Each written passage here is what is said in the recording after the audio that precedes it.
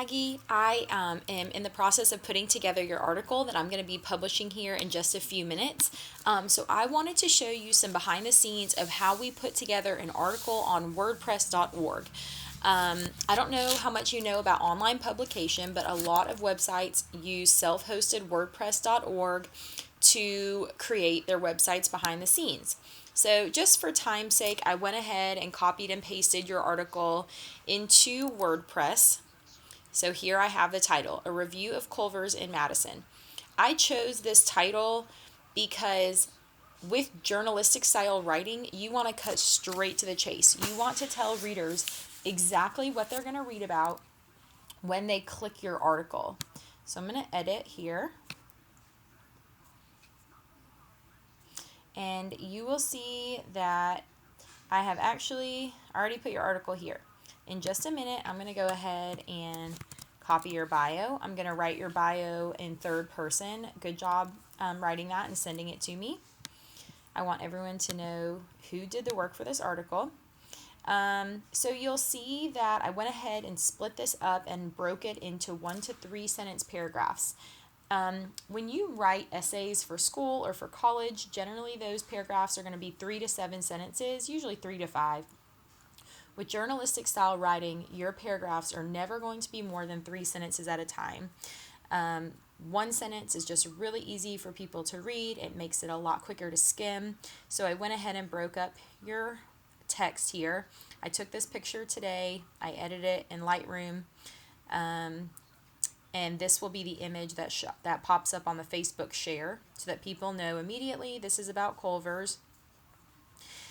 So I really like how you broke it up into somewhat bulleted points about why Culver's is great in your opinion. So I went ahead and put those in bold in H2, heading 2, so that if people are skimming, they can see that Culver's is efficient, it's committed to social distancing, etc. So you'll see that I put all of those here.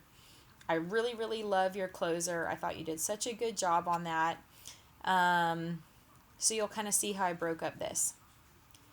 At the bottom of the website, you may notice that on my articles, I like to include additional articles that people can read from Madison. That is to help what we call a bounce rate.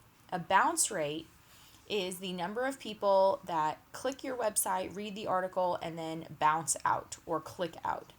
But if people stick around your site, click around to another article, another category, that is a good thing. So I include these at the bottom to entice people to stay on All Things Madison. And then down here, I have a sign up form where people can sign up for my email list. Over on this side, I have already selected the categories. You may see at the top of All Things Madison that there's a list of categories. Obviously, this falls under food.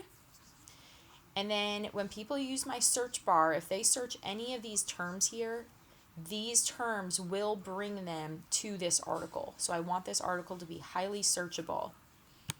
My feature image is going to be the image that shows up on the homepage of All Things Madison, as well as Facebook or anywhere that this is shared. I will tell you about alt text in just a minute in case you don't know. I'm going to edit the size here.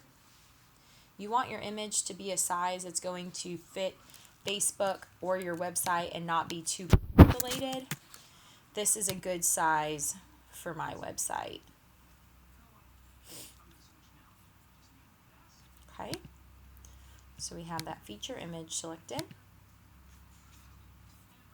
Okay, so after we've done this, we are not done. Now we need to go ahead and tell Google what this article is going to be about. SEO stands for search engine optimization. So you are optimizing a post for search engines such as Bing, Google, Yahoo, etc. So you can do keyword phrases to see how often some words or terms are searched. I went ahead and searched Culver's in Madison. I think if I were looking for hours or information about Culver's in Madison, this is probably what I would type. I haven't done a ton of research on the keywords. To be honest, there's probably not much out there about Culver's in Madison because it's brand new. So I want these words to show up over and over again throughout my post, which is why I have it right here in my title. I also have Culver's in Madison in my slug. Your slug is going to be what goes after the allthingsmadison.com slash. This is what's after it. allthingsmadison.com slash Culver's dash in slash dash Madison. Your meta description. This is what's going to be right here when people find this article on Google. So not only do we want to make sure these keywords are in that, Culver's and Madison, but we also want people to be able to read a snippet. What I like to do, just for the sake of time, is find a short description of Culver's. So I'm just going through your article real quick. I'm going to talk about the selection. So here we go. I'm going to type in Culver's in Madison, Alabama. I know there's supposed to be a comma there. This green tells you that we have a green light, that this is a great amount of text, as you can see right here. I am also going to put this in my alt text on my images. This is going to tell Google what my images are about. I only have one image, so I only need two. You can see I can also put my caption right here. This text is not going to show up in the article. It is only going to show up on Google Images when people search for images of Culver's and Madison. So the last thing we have left to do is just add your bio. I'm going to do that, and then I'm going to publish your article. You did an awesome job. I'm really proud of you for your first article. You killed it. I think you're a great writer. You did a great job of writing with a journalistic tone, and I'm excited for you to see this go live here in just a few minutes. Thanks, Maggie.